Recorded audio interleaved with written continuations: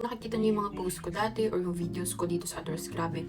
Sobrang na-addict ako dito. Halos every week ata bumibili ako ng meron bago yung Adores ngayon. Ito yung Choco Cinnamon. And then, itong cheese bread na asado. Ito, 20 pesos. And then, yung cinnamon roll nila is 12 pesos.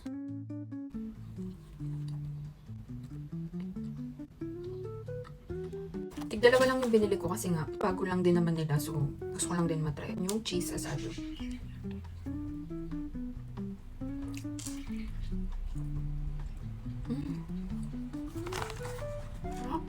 Walang halong eme.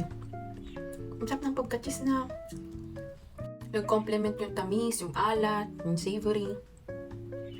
Sobrang sarap ng asado. Para sa presyo. Sarap. Malambot pa rin naman yung dough nila.